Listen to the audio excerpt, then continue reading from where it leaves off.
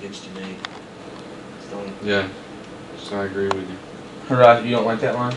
Yeah, I think you could say it. You could just say it like it is, and say, you know, every time she sees me, or every time I see her,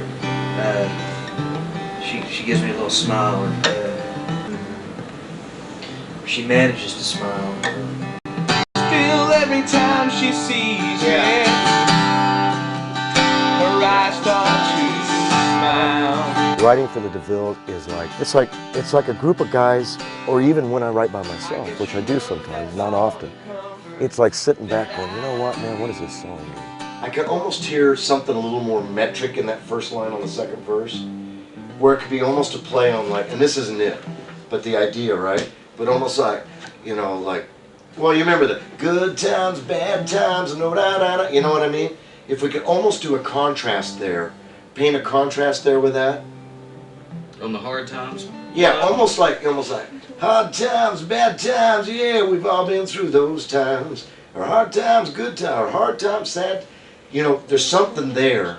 Hard times, bad times, hard times. We've all been through those times. I like we've all been through those times. I do too. That's the part of the line I like. Well, I like hard times too, but I think it could be. But you could do just what you're talking about. Just do a hard times, bad times. We've all been through those times. Yeah, and that. You start with the bad times, hard times. We've all flip-flopped. I like that. Yeah, I like that, man. You know, it's like she smiles. I'm like, you know, here's one for you, buddy. That's all the comfort that I need. But I hope someday the grace of God will set her free. And I know that she's there just for me, kind of thing. There's an angel, she's an angel. You know, I guess she knows that's all the comfort that I need. And somehow I think she's there. She's walking there for me. I guess that's all the comfort that she needs.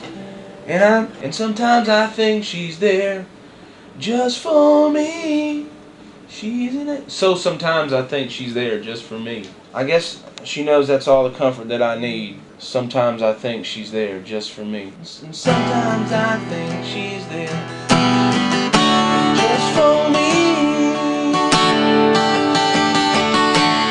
She's in it. It's like a canvas for a painter. You have something that's totally blank, that you can do anything with it that you want to. You can fill in this side blue, you can fill in that side red, you can stripe it, you can put plaid over here. But the secret to it is not making it some kind of an abstract painting. The secret to it is making something that anybody can recognize, but that has enough color to it and enough texture that makes it your own. With the Nashville rules, it seems like you're not allowed to have enough color or texture. You have to have a painting that everybody wants to see, you know, that they expect to see. And I think to artists it's really unfair to stick them like that. Because, I talk to guys every day that say, well, you know, this song was a hit for me, but I always hated it. You know, I don't understand what the lyrics about or something like that. We can do whatever we want to do. We can talk about gay people at Ricky Martin shows. We can talk about, because it's rock and roll. I mean, there really aren't any holds barred at this point. You know, I don't think there's a rule that hadn't been broken. I think that the only rules that are out there are the ones that we set for ourselves, and that we just don't want to be too weird. But you know, even through all that stuff, her eyes start. You know, she can still find a smile. You know, or well, first of all, I think there's no safety factor. A lot of country artists, at least the ones I've worked with, there's always the fact of they don't want to take anything too far. The performance can't be, not to take away from the performance, but the performance can't be too far over the top. The lyrics can't be too far over the top. Everybody's concerned with what radio is going to think. Everybody's concerned with what the community's going to think. And with rock and roll, it's a little different. With rock and roll, you say to hell with what everybody thinks. We're going to do what we want to do. And I think that's what we've done, not necessarily in a obscene way, but we don't put as much pressure on ourselves to come up with a record or to come up with a single that's going to be safe for radio. You know, that we think we don't have to fill a format or adhere to a format to feel like we're going to get the airplay. You know, we're doing what we want to do. I guess she knows that's all the comfort that I need. And I hope someday the grace of God will set her free. the coolest thing, one of the coolest things that I knew that this band was the I guess the real deal, or you know, that I wanted to be a part of this band was the first time I played with them.